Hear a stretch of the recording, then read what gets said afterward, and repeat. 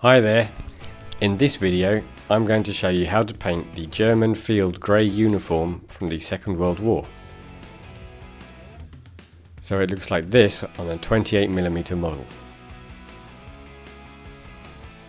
I will be using the model that comes in the Fortunate Sons set of 10 colours for Panzergrenadier, and those 10 colours will be all I need to paint the base colour and the highlights and the shadows.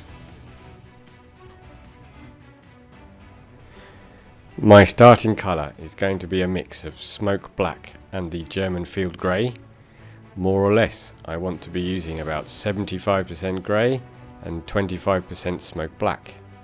That will give me the slightly darker colour I'm looking for. Eventually I will work towards using the field grey colour as it comes in the pot.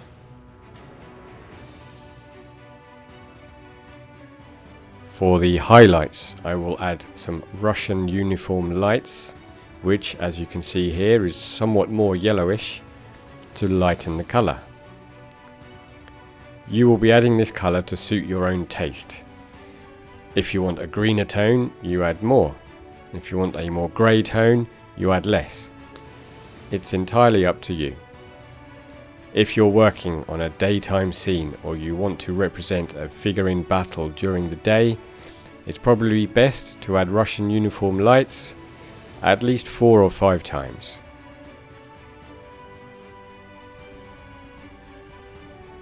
Finally, I'll need one last colour for the final highlights, which is this grey-green. This colour contains white, so a bit of care needs to be taken when you're using it. I'll gradually add more and more to the mix until I get to the final colour I want for the last profiling, which is grey-green just as it comes in the pot.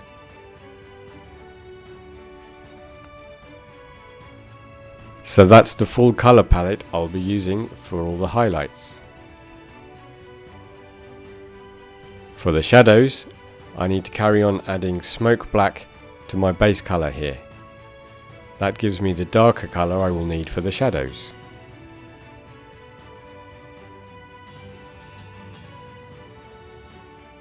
And I will do the shadow profiling with smoke black straight from the pot. So I'm going to start painting the uniform with the base colour I explained earlier. I want to try and give the trousers and the jacket different colours, because it was usually the case that they weren't exactly the same tone.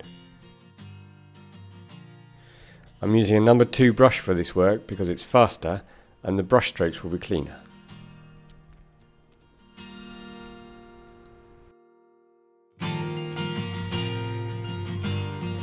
Keep going with the base colour for now, leaving it to dry in between coats until you get a nice even colour all over.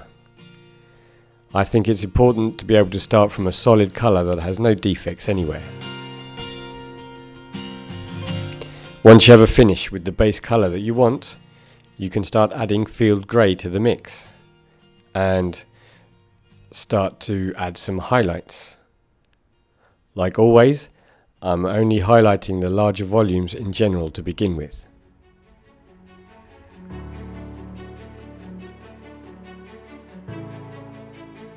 Now I've moved on and I'm already painting with field grey straight from the pot. I've been adding it to the base colour little by little to get to this point. But I'm still only highlighting the larger volumes in general. As you can see, I'm not even touching the trousers yet. I'll paint the trousers separately, so that there will be a slight colour difference between the jacket and the trousers.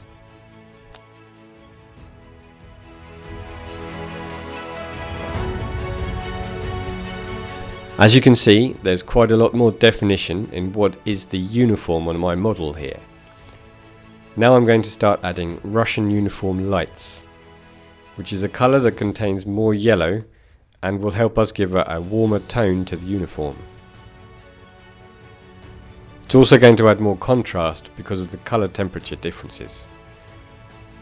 Let me start adding this colour to the mix little by little now and start painting. At this point I am beginning to differentiate between the various areas on the model, because the light needs to be exaggerated quite a bit on a 28mm model like this.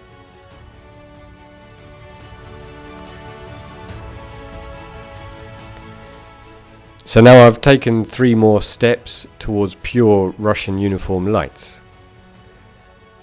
Personally, I don't like to add much more of this colour because we would lose the undertones of the field grey. So I'm going to keep highlighting, as always painting less and less of the surface and making my brush strokes towards the brighter areas to make sure the pigment accumulates where the light would be hitting the most.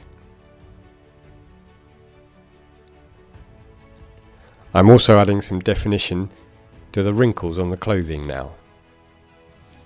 As you can see, I'm adding more and more definition little by little, and each part of the cloth is becoming more visible. This is the result after adding Russian uniform lights 3 times. Now I'm going to start adding a little grey-green little by little, which is a colour that contains quite a bit of white, so is another cold tone.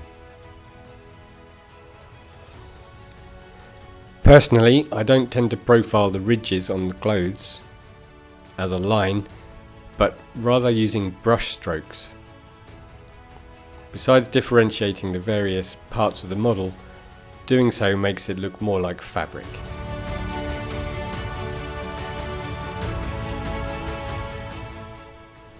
I'm going to keep adding grey-green to the mix and keep on painting.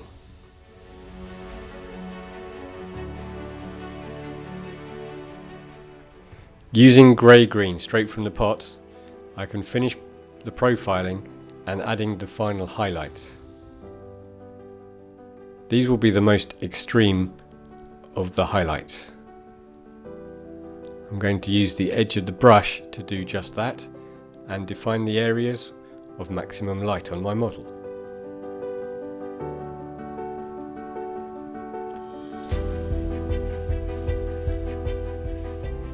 Next, and before I get started on the shadows, I want to paint all the buttons, insignias and belts using smoke black.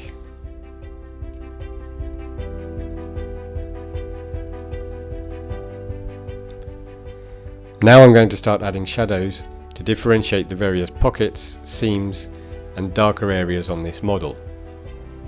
Using field grey, darkened with smoke black, as I showed you on my palette earlier, I'm going to start applying some shadows.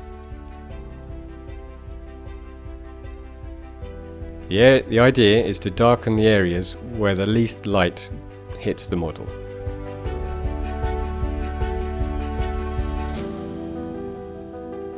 As you can see, I've increased the definition by adding some shadows. Now I'm going to profile the shadows using smoke black straight from the pot. It's important at this point to profile all the pockets very well, all the joints with the belts and the seams.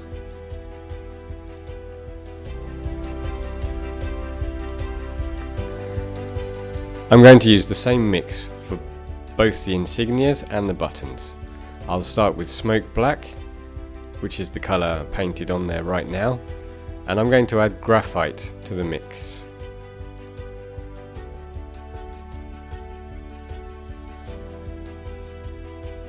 Once I get to graphite straight as it comes from the pot, I'm going to start adding touches of white grey. And finally, I'll apply a touch of light with some pure white grey. So this is the colour palette for the buttons and all the metal parts on our model.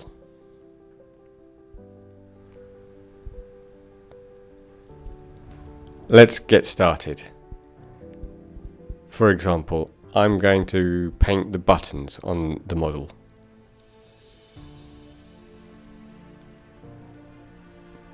and I've already started adding graphite to the mix for this colour.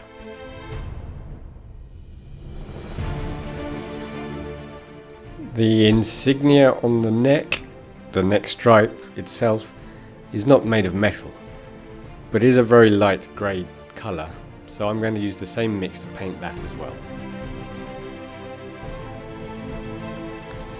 So here I've finished the trousers, all the belts, I've added the missing arm and the machine gun, and I've painted all the other smaller details. Now I'm going to paint the boots. The colour scheme for the boots is the same as the one I used for the belts, the pistol holster and all the black leather items worn by this figure. However, so you can see better in an example, I'm going to prepare the paint for the boots. I'm going to make the following mixtures to do just that. As I did for all the other colours, I'll make the smoke black lighter with our grey blue here.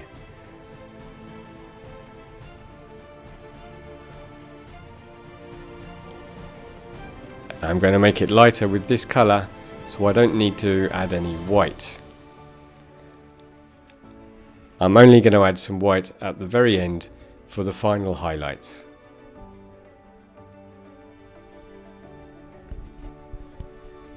The first thing I want to do with this smoke black, made slightly lighter with grey blue, is to paint the boot parts. The boots are divided into certain parts, and I want to separate them so that they can be distinguished. For that, I'll paint a general coat all over the boots, except for the part in shade, which would be on the inner side of the boot here.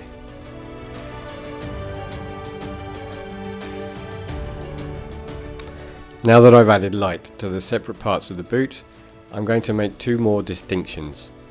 The first on what is the leg part of the boot, and another on what is the foot part. Because I'm going to have two reflections, one on the foot part and another on the leg part. Here on the leg, I want to divide it into two more parts so it can be more eye-catching. The first lighter area will be on where we can assume the grenade stick continues down, the handle of the grenade, because there would be some relief there. And I'm going to add some light on the inner section too to make it stand out.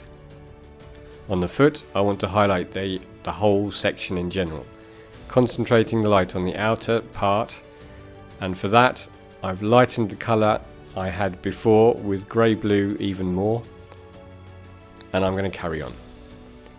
I'm only painting the area where I want the light to shine.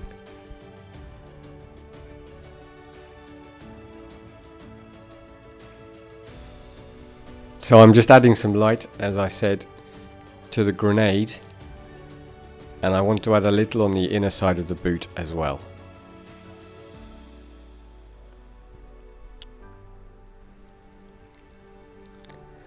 I'm painting less and less of the surface and making my colour lighter and lighter as I go. You might say that I'm polishing these boots now.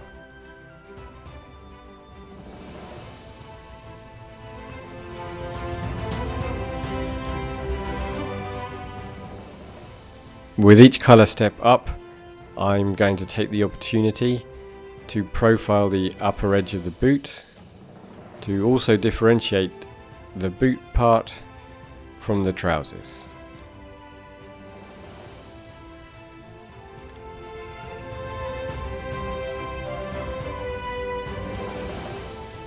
As you can see, that shine effect is coming along quite nicely now. You need to be patient and keep reducing the size of the area you paint and lighten the colour you use. Because these boots are black, it's quite tough to get them to shine. But as you can see, the various parts can be quite easily distinguished already. Now I'm going to carry on with my white grey. This colour contains a lot of white, so you need to be very careful when using it so your transitions aren't too obvious. To try the colour, I'm just going to start profiling the various parts of the boot.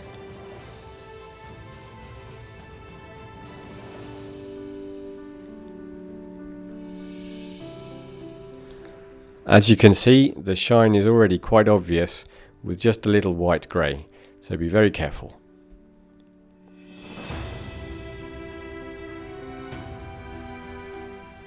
With the last step up towards pure white grey, I'm just going to add a few points of light.